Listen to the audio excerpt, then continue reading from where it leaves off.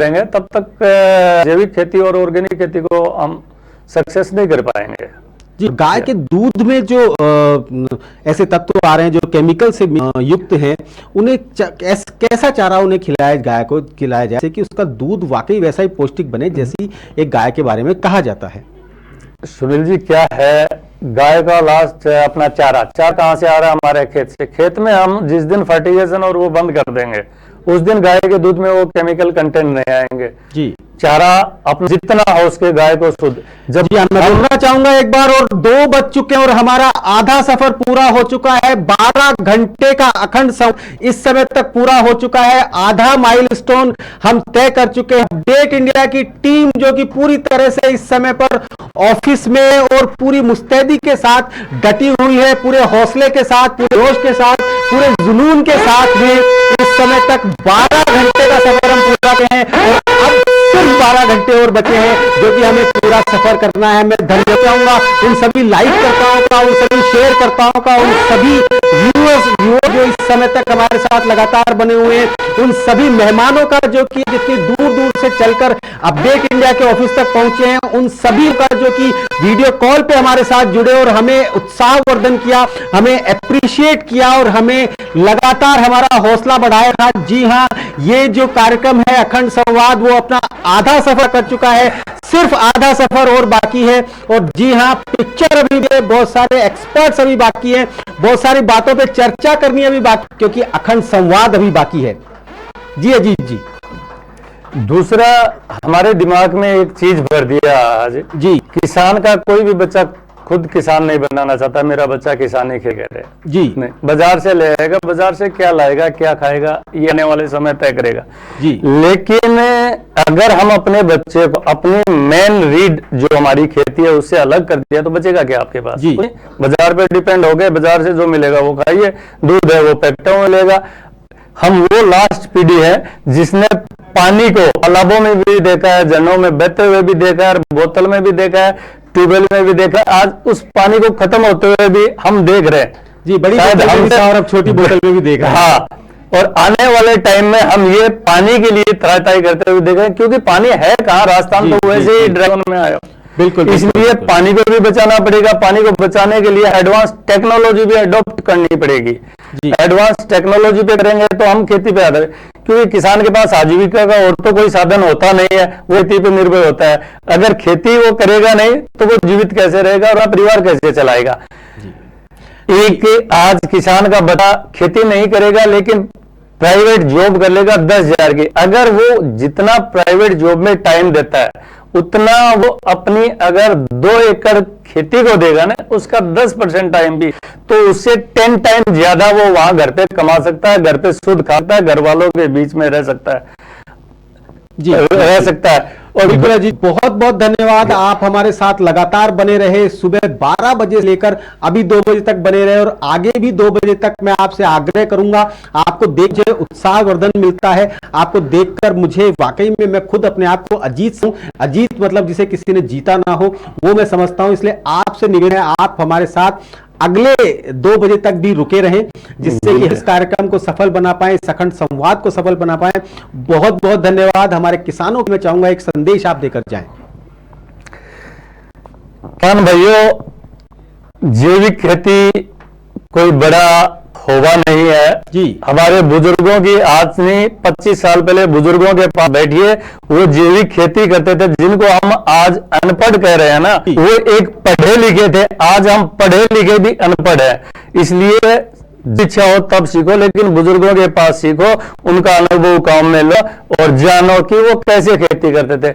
जैविक खेती में जब जो तभी सवेरा है जी। आज से ही लग जाओ, आज का काम आज, कल काम कल पे मत छोड़ो जी। बहुत बहुत धन्यवाद, बहुत बहुत धन्यवाद, बहुत शुक्रिया, बहुत बहुत आभार अजीत जी।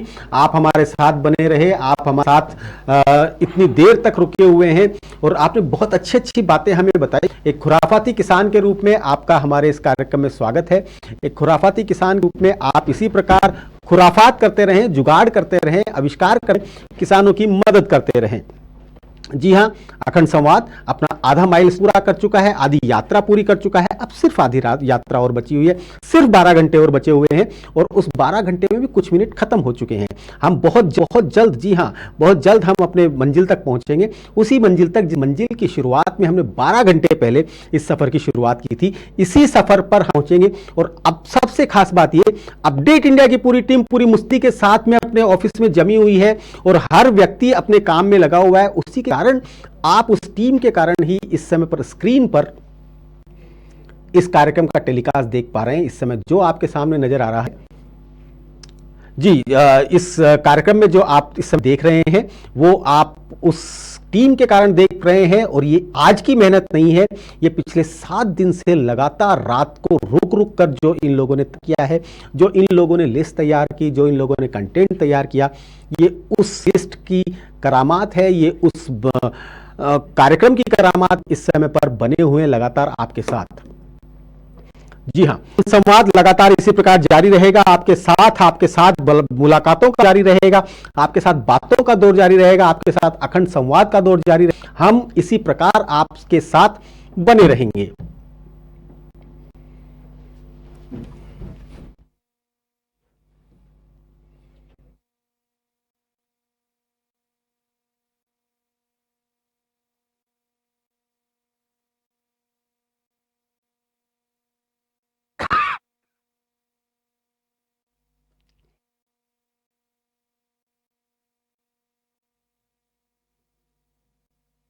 जी हाँ, आधे सफर के बाद छोटा सा ब्रेक तो बनता है, छोटी सी रेस्ट बनता है। जी हाँ, हम बहुत जल्द फिर वापस हाजिर हो रहे हैं। जो लोग ऑनलाइन हमारे साथ बने हुए हैं वो लोग कृपया ऑनलाइन बने रहें।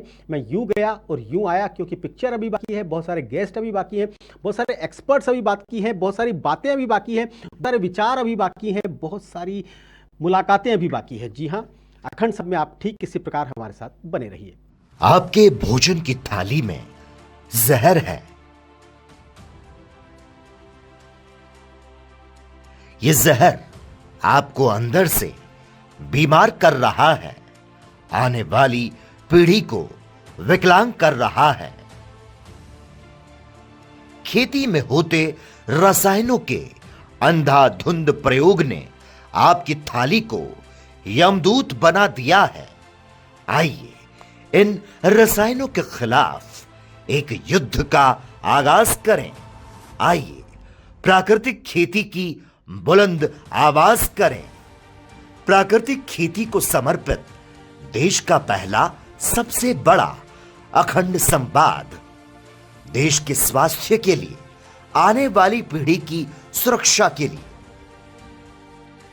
24 घंटे लगातार अखंड संवाद सुनील सुशीला शर्मा के साथ केवल अपडेट इंडिया पर। Powered by Disha Organic and Science Tech Industries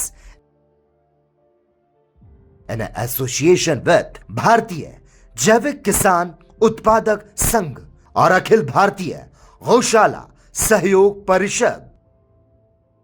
सोचिए, जिस देश में दूध और दही की नदियां बहती थी, वहां अब पानी भी 20 रुपए लीटर में बिक रहा।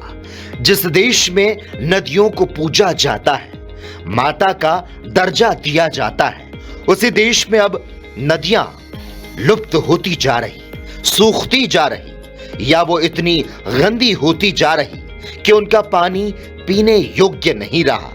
सत्य है लेकिन कड़वा है, जहां जिन्हें हम हिंदुस्तानी भगवान का दर्जा दे देते हैं, उन्हीं की कदर करना कम कर देते हैं। ये विडंबना ही तो है कि नदियों को भगवान माना वो सूख रही, पेड़ों को भगवान माना वो कम होते जा रहे, गाय को भगवान से ऊपर माना वो भी धीरे धीरे घरों से गायब होती जा रही, किसान को अन्नदाता कहा वो भी धीरे धीरे लुप्त होता जा रहा है। सबसे ज्यादा सहमा है अगर कोई है इस समय तो वो है पानी। वो पानी जिसके बिना हम जीवन की कल्पना भी नहीं कर सकते।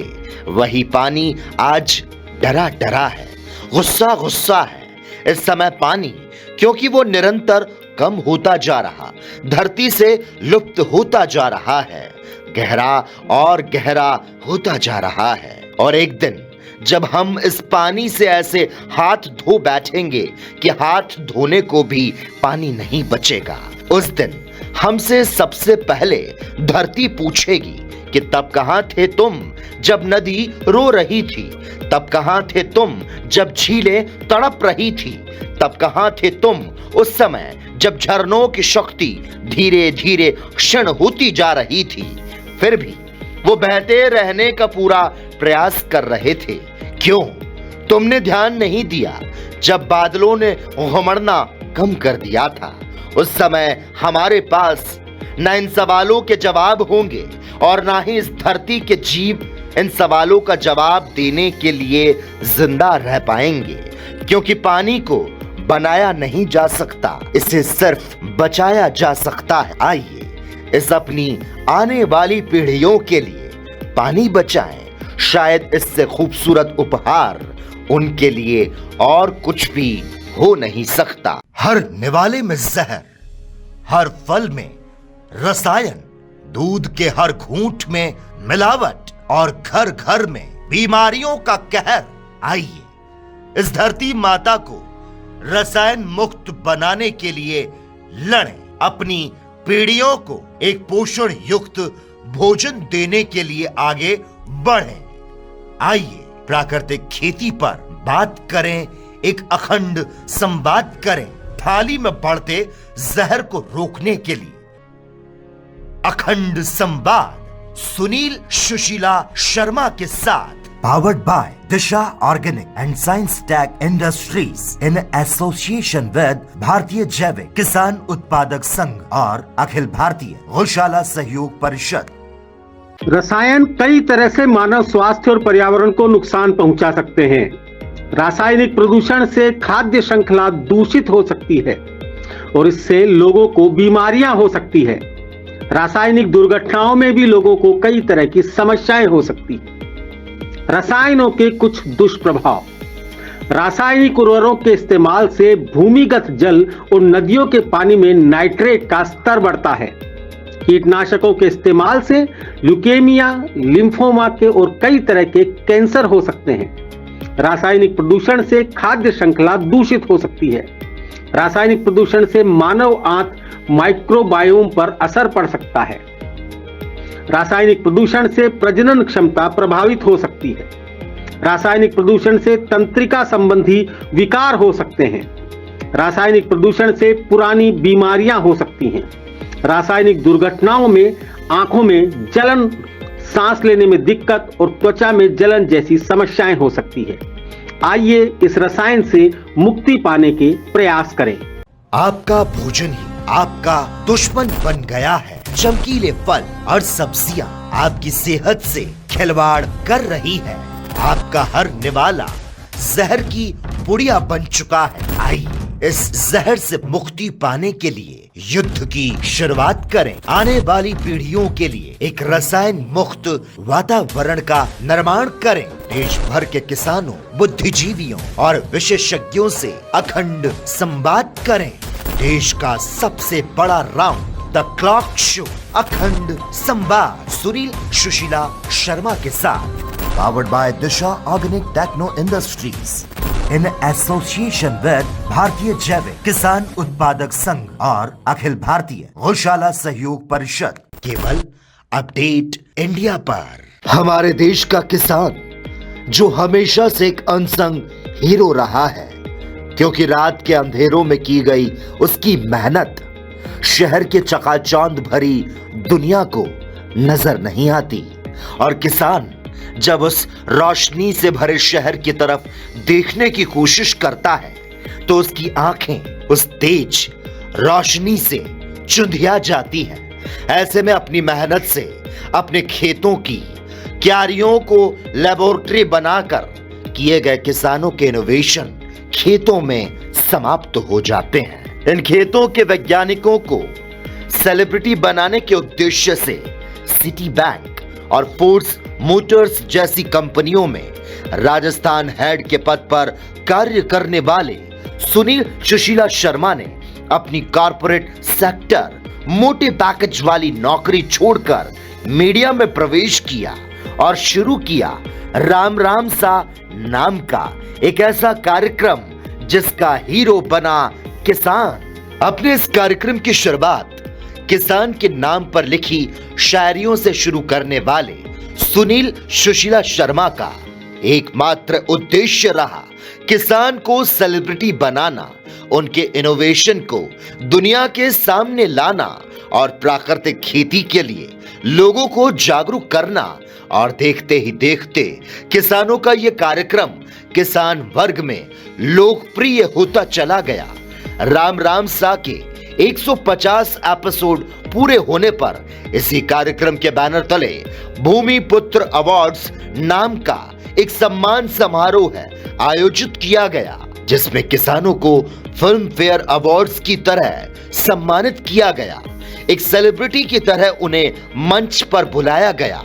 अलग अलग चैनल्स पर इस कार्यक्रम को प्रसारित करते हुए अब तक पूरे 480 एपिसोड पूरे किए जा चुके और अखंड संवाद इसी कार्यक्रम का हिस्सा है, जिसके द्वारा दुनिया में अलख जगाने का प्रयास किया जा रहा कि केवल किसान ही नहीं बल्कि सरकार और आम आदमी भी रसायन मुक्त फल सब्जियों और अनाज के बजाय अब प्राकृतिक उत्पाद की मांग करें। यह आरंभ है प्रचंड, यह संवाद है अखंड।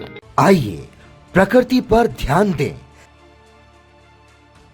इस धरा को हम निखार दें, रसायनों से मुक्ति देकर वसुंधरा संवार दें। हो रहा जल लुप्त क्यों, इस जल को हम संभाल लें। गौ प्राण हिंदुस्तान का, इस गाय पर हम ध्यान दें। गो कृषि की मुहिम का प्रारंभ हम प्रचंड करें। संवाद से निकलेगा हल, संवाद हम अखंड करें। अखंड संवाद सुनील सुशीला शर्मा के साथ केवल अपडेट इंडिया पर, powered by Disha organic and science tech industries in association with Bharatiya Jaivik किसान उत्पादक संघ और अखिल भारतीय गौशाला सहयोग परिषद। कहते हैं कि मेहनत का फल मीठा होता है, लेकिन आजकल फलों में केमिकल भी इसलिए डाला जा रहा है ताकि वे जल्दी पककर मीठे हो सकें। इसलिए इस सीजन में फल खरीदने से पहले जांच लें कि इन्हें पकाने में केमिकल व मसालों का सहारा तो नहीं लिया गया। बाजार में बिक रहे ज्यादातर आम कार्बाइड से पकाए जाते हैं। फलों को पकाने में कार्बाइड का इस्तेमाल खाद्य संरक्षा व मानक अधिनियम 2011 की धारा 235 के तहत बैन है। इसका भंडारण, सेल, मार्केटिंग या इंपोर्ट करने वालों के लिए सजा का प्रावधान भी है। एक्ट के अनुसार किसी भी फल को केमिकल लगाकर नहीं पकाया जा सकता। कार्बाइड से पकाया गया आम या कोई भी फल शरीर को नुकसान पहुंचाता है। उन्होंने कहा कि कोई मिलावटखोर या फल विक्रेता केमिकल से फलों को पका रहा है तो इसकी सूचना विभाग को दी जा सकती है। फलों को समय से पहले पकाने तथा सब्जियों का आकार व वजन बढ़ाने के लिए रसायन का इस्तेमाल किया जाता है। आम, केला व अन्य फलों को पकाने के लिए कैल्शियम कार्बाइड का इस्तेमाल आम है। फलों व सब्जियों को तरोताजा रखने, चमकाने व इन्हें ज्यादा दिन तक टिकाए रखने के लिए मोम व कृत्रिम रंगों का भी इस्तेमाल किया जा रहा है। भारतीय खाद्य सुरक्षा व मानक प्राधिकरण के अनुसार कैल्शियम कार्बाइड में आर्सेनिक व फास्फोरस होते हैं। पानी के संपर्क में आने पर इससे एसिटिलीन गैस निकलती है। कैल्शियम कार्बाइड में कैंसरकारी तत्व होते हैं। इसमें नाड़ी तंत्र प्रभावित हो सकता है। इस कारण सिर दर्द, चक्कर आना, दिमागी विकार, अत्यधिक नींद आना, मानसिक उलझन, याददाश्त कम होना, दिमागी सूजन व मिर्गी की शिकायत हो सकती है। कृत्रिम रूप से पके फलों में धब्बा तथा अप्राकृतिक चमकीला रंग होता है। जो आम कार्बाइड से पकाया जाता है उसके इस्तेमाल से 2-3 दिन के भीतर ही फल का रंग पीले से काला होने लगता है। कार्बाइड से पकाए गए फल का स्वाद बीच में मीठा लेकिन किनारे में कच्चा होता है। बगैर धब्बे वाले फल तथा सब्जी खरीदने चाहिए। प्राकृतिक रूप से पके केले का डंठल यानी ऊपरी हिस्सा काला पड़ जाता है और केला पीला होता है और उस पर भूरे रंग के धब्बे पड़ जाते हैं। फल व सब्जियों को खाने से पहले छीलना कीटनाशक का प्रभाव कम करता है। संभव हो तो ऐसे वेंडर से ही फल सब्जी खरीदें जिसको आप जानते हो। खाने से पहले फल सब्जियों को साफ पानी से अच्छे से धोएं। मोटे अनाजों के फायदों को लेकर देश के शीर्ष मंचों से चर्चा हो रही है। संयुक्त राष्ट्र संघ द्वारा वर्ष 2023 को अंतर्राष्ट्रीय मोटा अनाज वर्ष घोषित किया गया था। मोटे अनाज को मिलेट्स या श्रीअन्न के नाम से भी जाना जाता है। ज्वार, बाजरा, रागी, कंगनी, चीना, कोदो, कुटकी और कूटू आदि मोटे अनाज हैं। इनमें पोषक तत्वों की भरपूर मात्रा होती है। पुराने समय में इन अनाजों का इस्तेमाल दैनिक भोजन में किया जाता था। मोटे अनाज भारत की पर्यावरण परिस्थिति के अनुसार भी ज्यादा अनुकूल हैं। ये प्रकृति के साथी हैं। इनकी पैदावार में धान या गेहूं के मुकाबले कम पानी की आवश्यकता होती है। 1 किलो धान पैदा करने के लिए लगभग 4000 लीटर पानी की आवश्यकता होती है, जबकि मोटे अनाज कम पानी में भी अच्छी पैदावार देते हैं। इनकी फसलों में केमिकल फर्टिलाइजर, यूरिया आदि की भी आवश्यकता नहीं होती। ये कम उपजाऊ भूमि में भी अच्छी पैदावार देते हैं। साथ ही इन फसलों की देखरेख के लिए किसानों को कम मेहनत करनी पड़ती है। श्रीअन्न की 2 कैटेगरी होती हैं। श्रीअन्न को आकार के आधार पर 2 कैटेगरी में रखा जाता है। बारीक श्रीअन्न, जिसमें कोदो, चीना, कंगनी, रागी, सांवा, कुटकी आदि शामिल है। बाजरा, ज्वार मोटे दाने वाले श्रीअन्न है। ज्वार बाजरा में फूड फाइबर की प्रचुर मात्रा पाई जाती है, इसलिए डॉक्टर देते हैं मोटे अनाज के सेवन की सलाह। मोटे अनाजों में उपस्थित फाइबर की मात्रा मनुष्य के पाचन तंत्र को दुरुस्त रखती है। इनमें आयरन और कैल्शियम की मात्रा भी भरपूर पाई जाती है। जिन लोगों को दूध अपच की शिकायत रहती है, उन लोगों के लिए मोटे अनाज कैल्शियम पूर्ति में सहायक हो सकते हैं। जिनको ग्लूटेन एलर्जी होती है, उन्हें डॉक्टर द्वारा मोटे अनाज के सेवन की सलाह दी जाती है। कंट्रोल रहता है कोलेस्ट्रॉल। जी हाँ, मोटे अनाज में विटामिन बी अच्छी मात्रा में मिलता है। बाजरा में B3 यानी नियासिन शरीर से ट्राइग्लिसराइड्स को कम करने का काम करता है, जो कि हार्ट अटैक के खतरों को बढ़ाता है। मोटे अनाज के सेवन से शरीर में कोलेस्ट्रॉल की मात्रा नियंत्रित रहती है। रागी और ज्वार मधुमेह के रोगियों के लिए बहुत ही उपयोगी हैं। ये शरीर में कार्बोहाइड्रेट्स के अवशोषण की गति को धीमा कर देते हैं। इन अनाजों का GI पानी ग्लाइसेमिक इंडेक्स। आपका भोजन ही आपका दुश्मन बन गया है। चमकीले फल और सब्जियां आपकी सेहत से खिलवाड़ कर रही है। आपका हर निवाला जहर की पुड़िया बन चुका है। आइए इस जहर से मुक्ति पाने के लिए युद्ध की शुरुआत करें। आने वाली पीढ़ियों के लिए एक रसायन मुक्त वातावरण का निर्माण करें। देश भर के किसानों, बुद्धिजीवियों और विशेषज्ञों से अखंड संवाद करें। देश का सबसे बड़ा राउंड द क्लॉक शो, अखंड संवाद, सुनील सुशीला शर्मा के साथ, powered by Disha organic techno industries in association with Bharatiya Jaivik किसान उत्पादक संघ और अखिल भारतीय गौशाला सहयोग परिषद, केवल अपडेट इंडिया पर।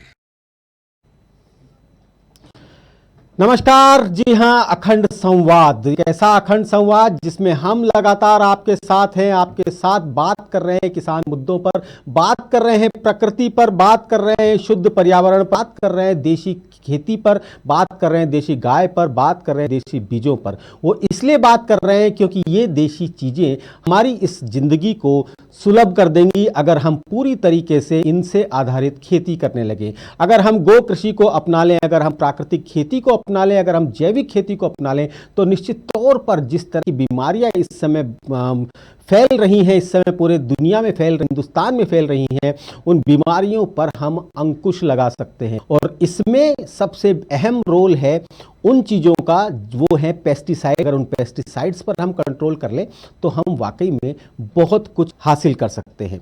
जी हाँ, इस कार्यक्रम में हम लगातार आप अलग अलग तरह के एक्सपर्ट से, अलग अलग तरह के गेस्ट से, अलग अलग तरह के मेहमान से आपका परिचय करवा रहे हैं। और अब इस समय स्टूडियो में हमारे साथ वो महत्वपूर्ण गेस्ट हैं जो आपको ये बताएंगे कि हम इस पेस्टिसाइड्स कैसे दूर कर सकते हैं, किसान का जो मोह है पेस्टिसाइड्स के रसायनों के प्रति, उसे किस प्रकार से हम दूर कर सकते हैं। जी हाँ, स्वागत करना चाहूँगा हमारे स्टूडियो में विराजमान महेश जी का। महेश शाह जी जो कि लगातार ऑर्गेनिक खेती को समर्पित हैं, लगातार प्रयास कर रहे हैं कि किसी प्रकार से पेस्टिसाइड दूर हो। और सबसे बात ये कि महेश जी ये कहते हैं कि हम पेस्टिसाइड्स का उपयोग इसलिए करते हैं क्योंकि हमारे जो कीटाणु हैं, जो कि कीट हैं, जो कि हमारे सब्जियों में, हमारी फसलों में, हमारे फलों में लग जाते हैं, उनसे अगर हम कोई प्राकृतिक का ऐसा ढूंढ लें जिस प्राकृतिक तरीके से इन इंसेक्ट्स को हम कर सके, तो वाकई में हमें पेस्टिसाइड्स के यूज की जरूरत नहीं पड़ेगी। महेश जी, बहुत बहुत स्वागत है आपका हमारे स्टूडियो में। रात के 2 बजे, जी रात के 2 बजे आप इस समय हमारे साथ मौजूद हैं, ये हमारे ऊर्जा देने के लिए काफी है। महेश जी, पहले मैं शुरुआत करना चाहूंगा, कहाँ से आपके सफर की, आपने कहाँ तक पढ़ाई की और कैसे आप खेती में आए? जी भाई साहब, मैं एग्रीकल्चर से की, एमएससी हॉर्टिकल्चर से की, और उसके बाद में सभी का एक सपना होता है कि हम जैसे पढ़ाई करते हैं तो उसके बाद में कोई ना कोई अपने जॉब करें। जी, ऐसा ही मेरा जो सफर था वो शुरू हुआ।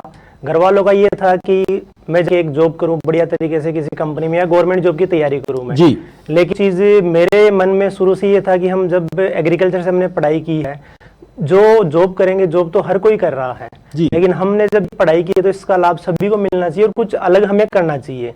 लेकिन में इन चीजों को समझने के लिए मैंने कुछ टाइम तक अलग अलग जगह पे जॉब की। लेकिन वहां पे मैंने नोट की कि सबसे भयंकर जो प्रॉब्लम आ रही है किसानों को, वो आ रही है कीट जो होते हैं उनको कंट्रोल करने की। उसके लिए किसान क्या करता है, हर बार बाजार जाता है, बाजार जाके नए नए इंसेक्टिसाइड लाता है और उनका उपयोग करता है, लेकिन कीट तो कंट्रोल हुए नहीं। और उल्टा ये हुआ कि उनसे अनेक प्रकार की बीमारियां बढ़ती गई। जब बीमारियां बढ़ती गई तो समस्याएं भी बहुत सारी आने लगी। उन समस्याओं को ध्यान में किसान फिर से बाजार गया, नई चीजें लेके आया, अपना जो धन था वो पूरा बाजार में लगा, लेकिन किसान को फायदा ना होके नुकसान होने लगा, जबकि फायदा होना चाहिए उन चीजों से। तो उन चीजों को देखते हुए हमने देखा कुछ नया हम भी कुछ कर सकते हैं। उसी के रह के हमने फिर इस लाइन को चुना कि हम कुछ किसानों के लिए कुछ नया कर सकते हैं। किस बार हम प्राकृतिक खेती के अंदर, जैविक खेती के अंदर, ऑर्गेनिक खेती के अंदर में आए, उनको फायदा मिले, उस चीज को लेते हुए हमने ये मुहिम स्टार्ट की और इसके अंदर हम आगे बढ़ के काम करना स्टार्ट किया। जी, कौन सा वो क्षण था आप अपनी बीएससी कंप्लीट करके, एमएससी कंप्लीट करके आपने सोचा कि मुझे जॉब नहीं, मुझे खेतों की तरफ वापस लौटना है, मुझे मेरे खेतों को ही जाई की वो सारी विद्या जो है, वो सारा ज्ञान जो है, वो सारा साइंस खेतों में लगाना है? कोई एक ऐसा वाकया होगा, कुछ ऐसे क्षण होंगे, ऑफर भी आपके पास होंगे, परंतु कब, किस तरह से आपने अपने आप को कंट्रोल किया बाहर निकलने में? ये सन जब स्टार्ट हुए कि जब मैं उस टाइम पे पढ़ रहा, तो उसी टाइम पे पढ़ने के बाद में जब मेरे नाना जी थे तो उनकी डेथ हुई हार्ट से। जबकि उनका रूटीन का काम था, वो हमेशा खेत में जाते थे, अपना रूटीन के डेली करते थे। लेकिन जब हमने उन चीजों को समझा कि ये आखिर क्यों हो रहा है, और उसके बाद में आस पड़ोस में भी ऐसी चीजें आने लगी। मेरे दादाजी थे परिवार, उनके मौत हुई, वो हुई अपने कैंसर से। आखिर जब इतने हष्ट पुष्ट रहते हैं फिर भी उनके साथ में ऐसा क्यों हो रहा है? तो उनका जब लास्ट में हमने डिसीजन लिया तो पता चला कि ये सारी चीजें हमें केमिकल से मिल रही है। उन चीजों को छोड़ते हुए फिर मैं इस खेती की तरफ में आया, तो मैंने जैविक खेती को समझा, सीखा और खेती की। उस चीज को सीखने के लिए हमने छत पे किचन गार्डन से स्टार्ट किया हमारा कार्य, और उसको बढ़ाते बढ़ाते धीरे धीरे हमने खेतों में गए और जगह जाके रिसर्च सेंटर पे मैंने जॉब भी किया। मैंने कोटा के अंदर गोयल ग्राम विकास संस्थान में 5 साल वहां पे लगाए, वहां पे वो चीजें मैंने सीखी जाके। उसके बाद में एक ही चीज हमें जो समझ में आई वो आई कीट पतंगों की, कि इसको कैसे कंट्रोल करें। उसको कंट्रोल करने के लिए हमने बहुत सारी चीजें समझी, बहुत सारी चीजें देखी, लेकिन कभी बारिश आ गई तो किसान जब स्प्रे कर रहा है, किसान के साथ में एक प्रॉब्लम आ रही है कि बारिश जब आ रही है तो किसान उस स्प्रे का जो फायदा है उसको मिल नहीं है। उसके अलावा कभी आंधी आ रही है, कभी बरसात आ रही है, उसके अलावा रात्रि है, लेकिन स्प्रे करने का एक फिक्स टाइम होता है। तो ऐसी कुछ नई चीज कब आए, किसान उस चीज को कैसे अपना सके उसको, उसके आधार पे हमने एक ऐसी चीजें निकाली कि पहले के टाइम पे क्या था कि जब किसान खेती करते थे तो पुराने टाइम पे कीट पतंगे कम थे, लेकिन उस टाइम पे ऐसी चीजें हुआ करती थी जैसे लाइट का उपयोग करते थे, कुछ ऐसी अलग फसलें लगाते थे। उसी चीज को उनके ऊपर में रिसर्च किया, नई नई चीजें पढ़ी, नई नई जगह जाके हमने देखा, नए नए वैज्ञानिकों से मिले हम। और फिर वही चीज हमारे सामने है कि हाँ ये चीजें ही आगे जाके इस चीज का फायदा दे सकती है और कीट पतंगों को कंट्रोल करवा सकती है। तो उसी के ऊपर में हमने आगे बढ़ना स्टार्ट किया और धीरे धीरे उस मुहिम को बढ़ाते गए, किसानों को जोड़ते गए, किसानों को समझाते गए उस चीज के अंदर में। जी किस तरह की ऐसी चीजें थी, क्या आपका पहली आपने ऐसी कौन सी चीज को ढूंढी जो आपको बताई, जिससे आपको कॉन्फिडेंस था कि इससे कीट पतंगे दूर होंगे या फसल को प्रभावित नहीं करेंगे? जी भाई साहब, हम हमेशा यही देखते हैं जब बारिश का समय हो या और नॉर्मल समय हो जी, तो जब भी लाइटें जलती है, जी, खेत में हो, गांव में हो, सिटी में हो, कहीं